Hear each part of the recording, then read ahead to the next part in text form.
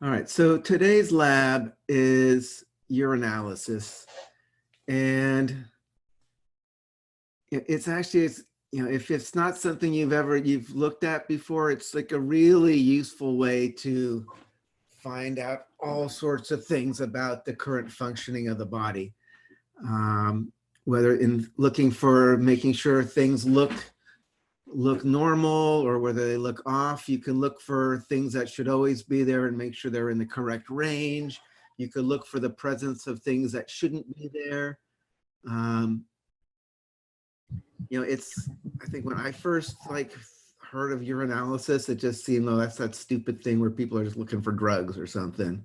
But it's a really wonderful, powerful way to detect all sorts of things about the current status of your body. And there are lots of different things you can test for. And there's lots of specific things you can look for that we're not looking for. We're going to look for some standard things right now, and I'm going to I'm still sharing this. Let me stop sharing the screen here. So we're going to be looking for some very basic things. One of them I should probably spend a few moments just defining. If you haven't heard about it, it's specific gravity. So let's talk about specific gravity really briefly.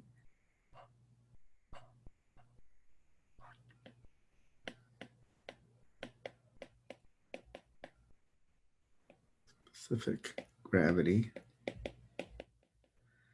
So specific gravity is giving you a sense of, in general, how if there's a bunch of stuff dissolved in the urine or not.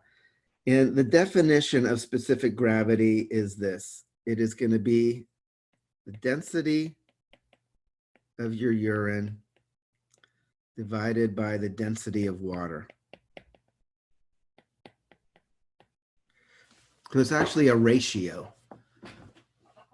And what is density? What does density mean?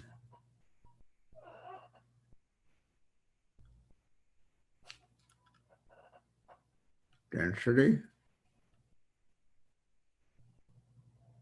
Somebody, I know you know density from chemistry, physics.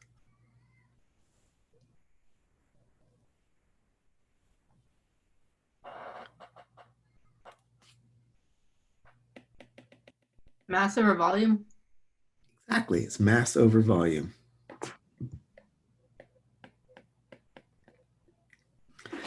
So mass over volume, right? And I could have like a cubic meter of feathers.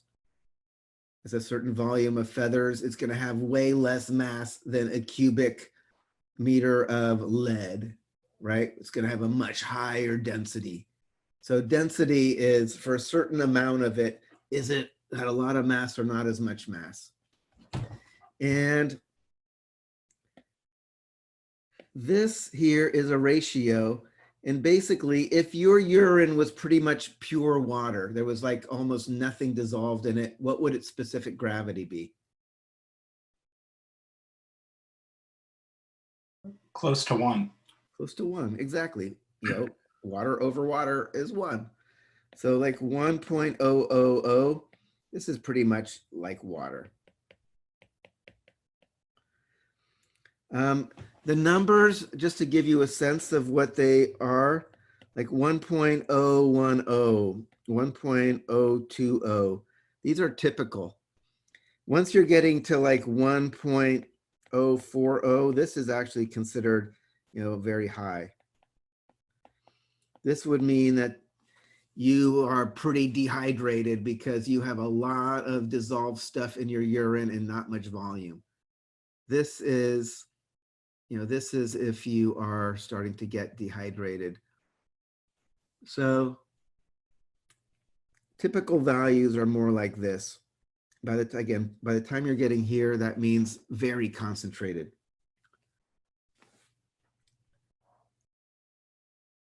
I usually take points off in this class if you don't use units.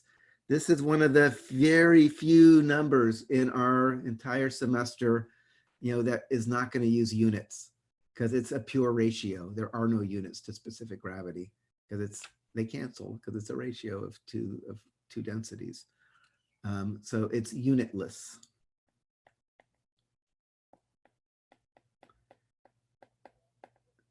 Other things about it. Today, we're going to see it getting measured by just a color change on a little felt square. But in the lab on Wednesday, another way to measure specific gravity is actually you take some urine and you put a little float in it.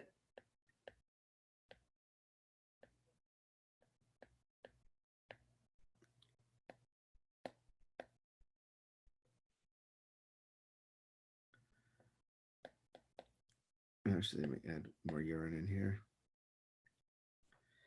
And basically, if the urine is more dense, this thing will float up higher.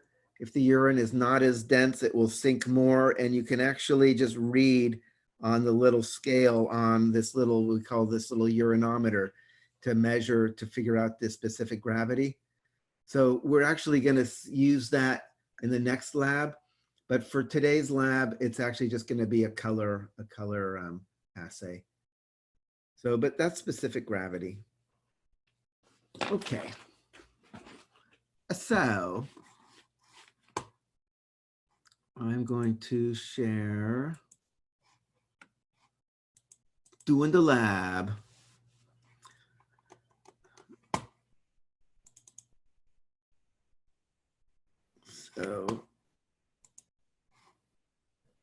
So basically we're saying, so the first step, you are not going to evaluate your own urine, unfortunately.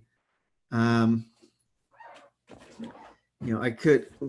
were like toying with the idea we could send you multi-sticks and have you pee at home and stuff. And it's like, no, never mind. So you're not going to collect your own urine, but you should understand the process here. The basic idea is a clean catch.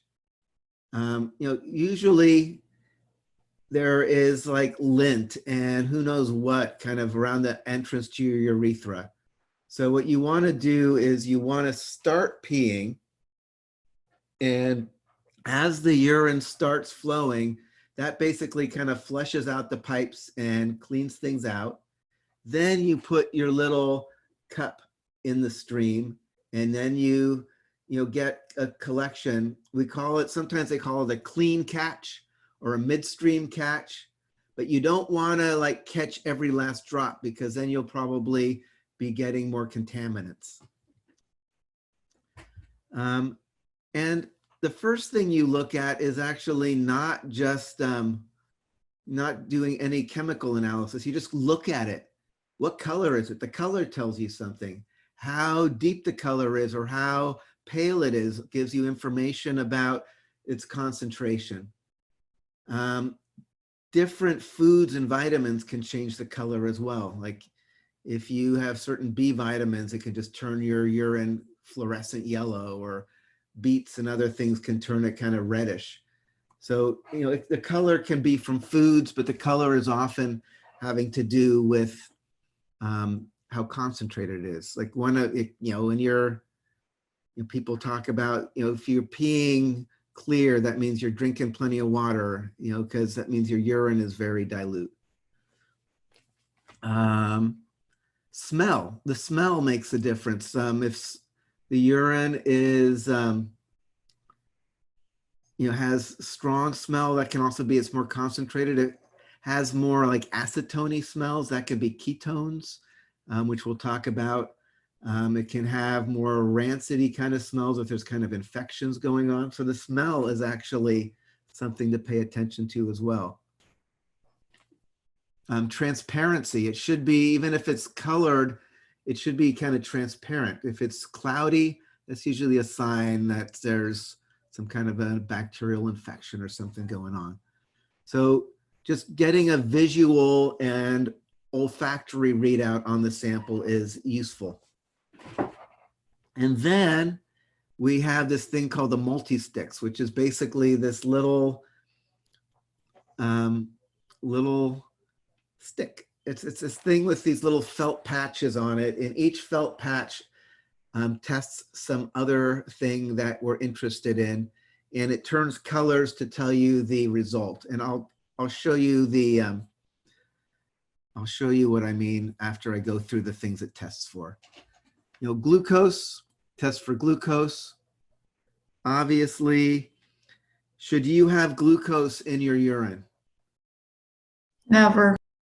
You know, and no, your glucose should be kept in your body. If you have glucose in your urine, it often means like diabetes mellitus, meaning where you have insulin not working right. So so much sugar in your blood, you can't reclaim it all. Bilirubin is something that should not be in your urine in general. Bilirubin is something that is produced from the recycling of hemoglobin from worn out red blood cells. You know, and it's normally gets dumped as part of your bile. It's part of what makes your poop look brown. And when the bilirubin is spilling into your bloodstream, that's when you get jaundice. That's when you start like having like yellow eyes, and your pee starts getting really dark, you know, and your poop starts actually looking more like clay. Ketones. We mentioned ketones back when we were originally talking about, you know, cellular respiration. What is going on in your body when ketones start showing up?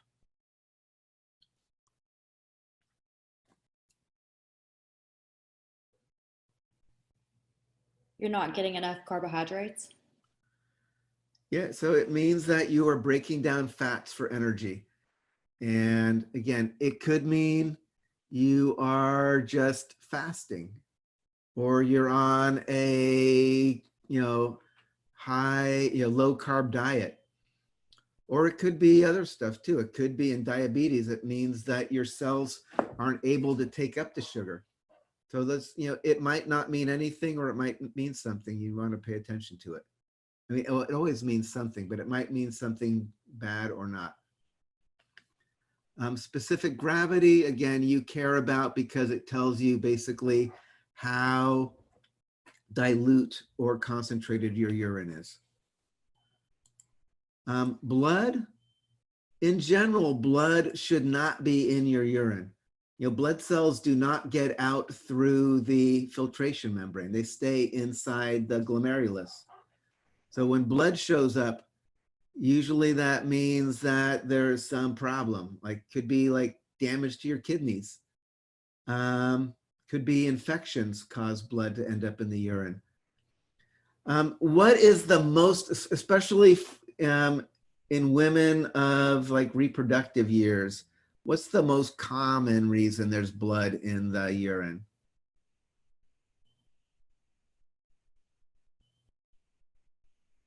If you have blood in the urine, do you immediately think like, oh my God, this person's in trouble?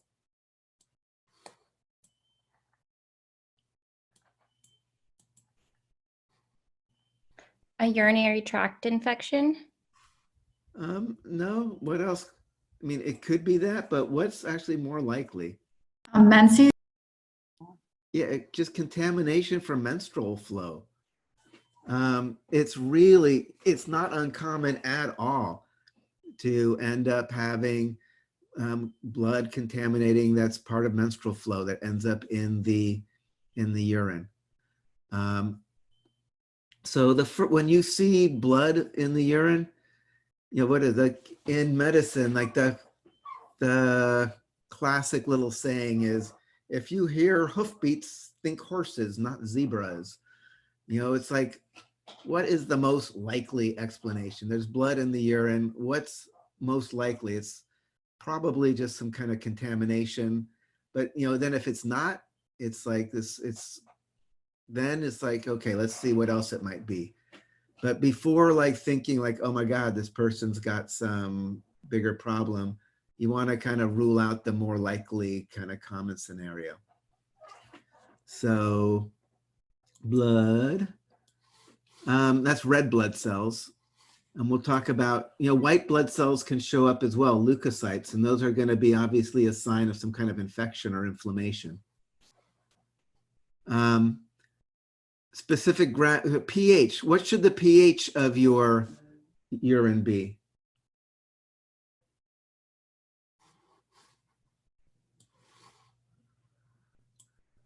To be similar to blood? Right, so if you remember, one of the jobs of the urinary system is to adjust your pH.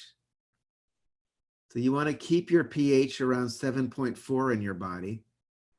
So if things are becoming too acidic, what do you got to do? How do you make things less acidic? Get rid of CO2? So, but let's go even more. Let's think more on the molecular level of what's going on with just what does it mean to be an acid? You have higher hydrogen ion concentration. Yeah, so if the body's getting too acidic, we're going to want to pee out more hydrogen ions. That's going to actually happen in those tubules as well. I haven't got to it yet. Or if you have too alkaline, you can pee out more bicarbonate ions. So your kidneys are adjusting your pH to keep it in its 7.4 homeostasis by either excreting H pluses or bicarbonates. So what does that mean about the pH of your urine? It will depend. It's going to totally depend. Exactly.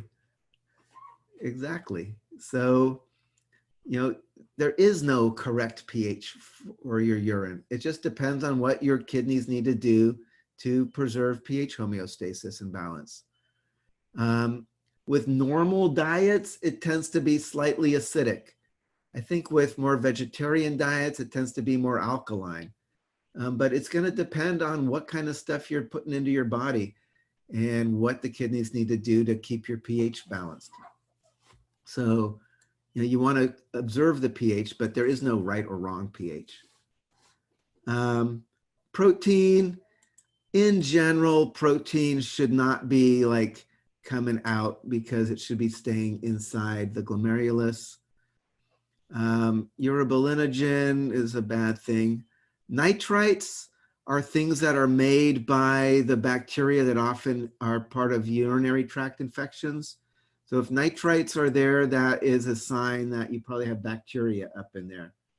Leukocytes as well. Often, obviously, these are going to go together. The nitrites and the leukocytes. You've got the bacteria and the leukocytes fighting them.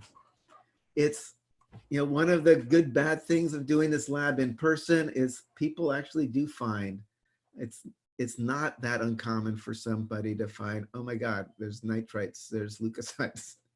In which case there's some problem. So the other thing that we end up doing is taking your urine and spinning it in the centrifuge. And that part people might not be aware of. Where is? So so basically it's called sediment analysis. So, what you're going to do is basically prepare a sample of urine for sediment examination. You're basically going to take your urine, put it in the centrifuge, and it actually pulls down stuff. And you're like, what? I didn't see it. But there's enough in there that if you have enough urine, it'll concentrate it all at the bottom of the centrifuge tube. And you look at it under the microscope, you see all sorts of stuff. You can see cells. Hopefully you don't see red blood cells, but you might. Hopefully you don't see white blood cells, but you might. They actually do show up again in people who have urinary tract infections. Epithelial cells, we almost always see. They're sloughing off of the tubes that are part of your urinary tract.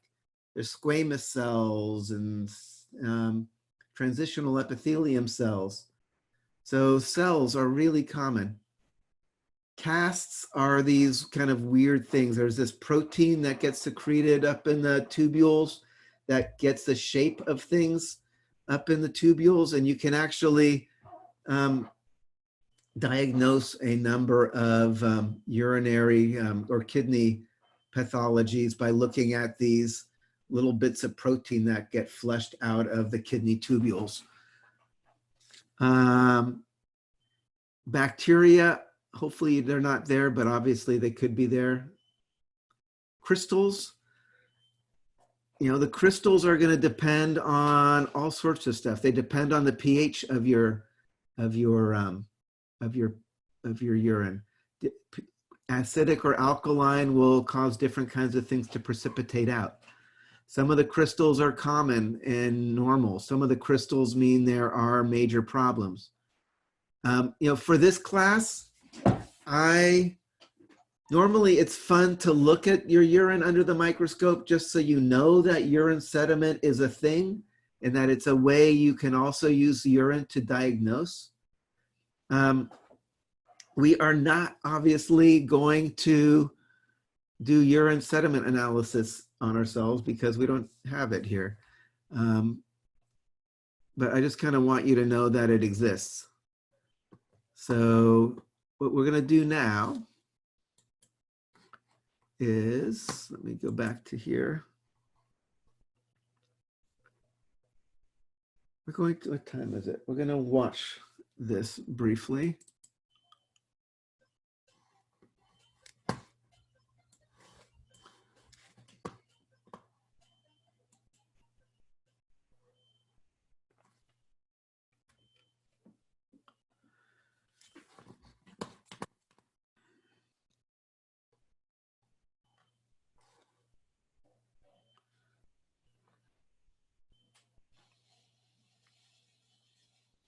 Yeah, I don't know.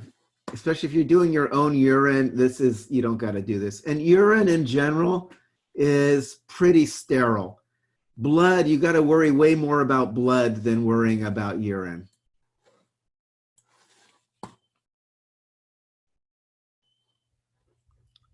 So this is important, like straw. They have all sorts of cool words. Straw is a typical one. You know, if it's really dark, it means the person's probably dehydrated. If it's red or pink, there's probably blood. Brown, it's often means there's some kind of jaundice thing, bile getting, you know, the bilirubin getting into the urine. So you want to look, notice how intently he's looking at it. Clarity.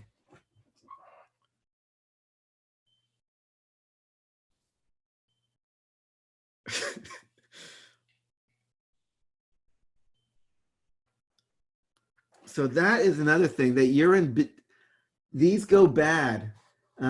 When we have them in class and they've been around too long, all of a sudden some of the tests don't work correctly anymore. So you really do need to test or check the expiration and double check that your urine dipstick is still valid. They do go bad. Any moisture can make them go bad as well.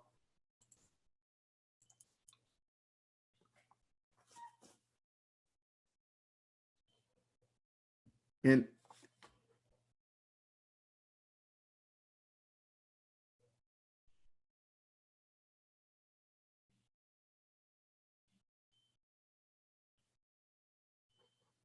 so this not cross-contaminating zones. If you're not careful about it, you get this bleed over and then it's hard to know what color is from which test. And each of these little squares is testing something different in the urine. And I'll show you in a few moments. Like this blue square is telling us how much glucose is in the urine.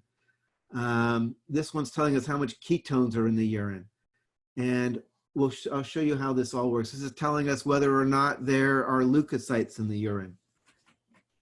It used to be every one of these was its own test. When I first started teaching this, you would have to crush up these little tablets and you could check for glucose.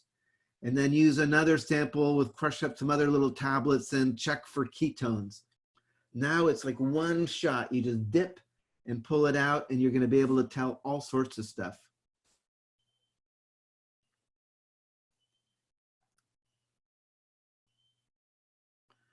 And then basically you can compare, like, you know, if the glucose stays kind of bluish, that means negative. If it starts turning green or brown, it means we have glucose in the urine.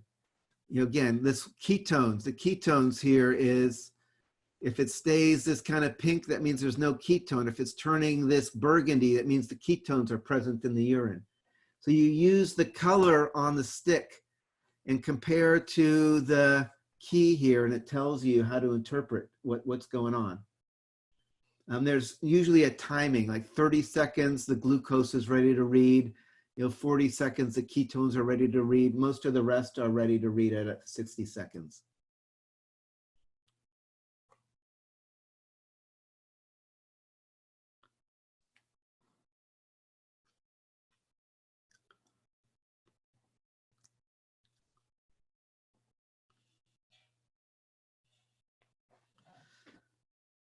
All right, so anyway, so you kind of got that. To complete the procedure, I will document the results of the urinalysis in the patient notes. All right, so obviously you're going to document the results, in your lab book. And then this is another one. I like this because she actually talks and she's got a groovy accent. I don't know, I got a kick out of this. It's the same thing, but it's kind of a little more engaging. Remove the lid from the urine sample after ensuring it is mixed. Remove a urine test strip from the container, ensuring that you do not contaminate any of the test patches. Insert the test strip fully into the urine sample and tap off the excess. Note the time and hold the test strip against the results scale on the container. Read off the results at the appropriate times by comparing the colour of the test patches against the scale on the container. Record your results. All right, so I don't know, I think I get a kick. I have my Siri talking like that and I just get a kick out of it. It's like, so what I've done is I've made these, I took these things, some of these things Tina did, and I kind of moved them around. So what you have are 4 patients.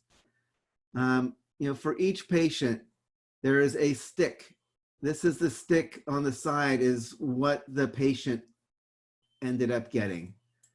This is the key. So what you can do is you can look at the different levels and decide what is going on for this patient. So is this making sense? This is on the right is the actual stick that you're going to have to interpret. On the left is just the key that I've kind of made so you don't have to try to look at 2 different pictures at once. And so there's this one here. I've got 4 different patients here. So for the write-up for this lab, what I would like you to do, there doesn't make any sense to write up your own urine because you're not doing your own urine. And it's, and for urine sediment analysis, you can watch this video. I think we found this one. It's okay. It's not great. It's this guy talking about looking at urine in a veterinary clinic and showing what it looks like when there's lots of blood in there. You don't have to look at it now, but I would like you to, at least in your lab book, talk about 2 different things that you might find as urine sediment and whether they're normal or pathological. I do want you to walk away from this lab knowing that urine sediment is part of urine analysis. Urinalysis isn't just looking for ketones or sugar. It's also doing this sediment analysis, looking for crystals or cells and things like that. What I am going to do now is I'm going to put you guys back into your breakout rooms. And what I want you... I have one question. Those PDFs for me, they weren't working when I would click on them. I don't know if that's just me or... can anybody else try to click on the PDF and see what happens? I just tried as well and it didn't work for me either. Oh, interesting. Interesting. Yeah, I got unauthorized on it. Okay, hold on. We can, thank you. So let's try to do this real quick here.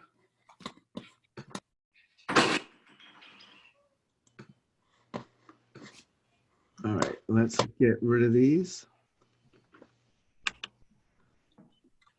And I'm gonna do files.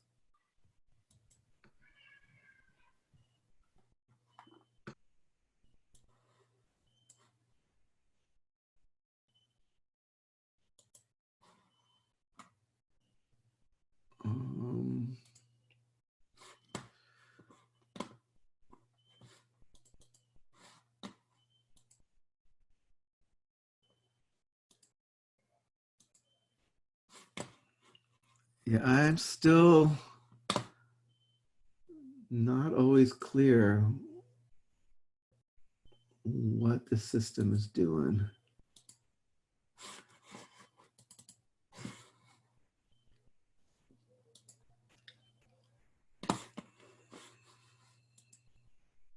I'm trying to put them in another little directory and see if that makes a difference. Okay, so now we can go here. We can say,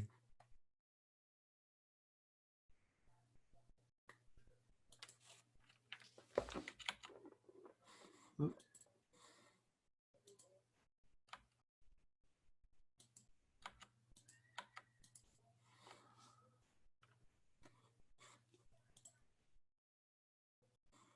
try it now.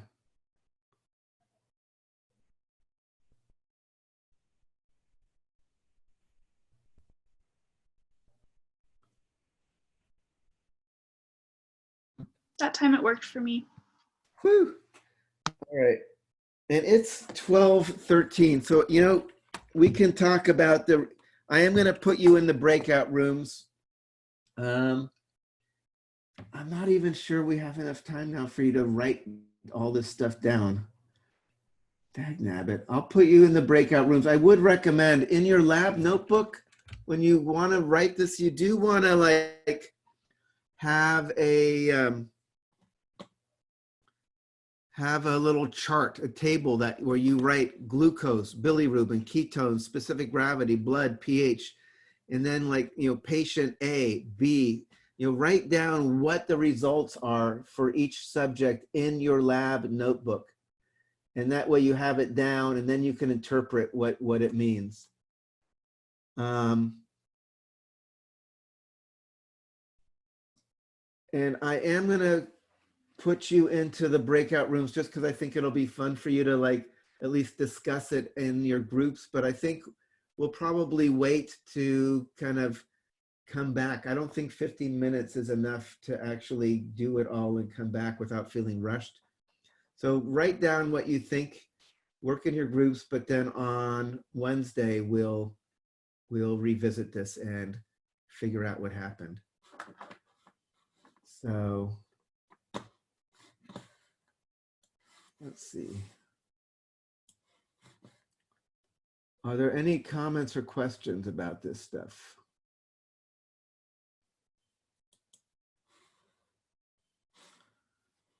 All right, I'm going to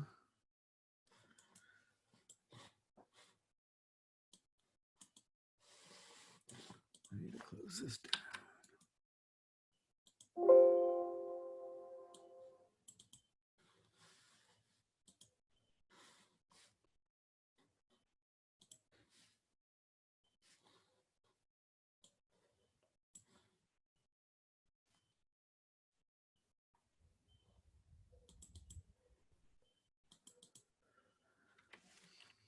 All right, it'll take me a few moments to get all the breakout rooms together.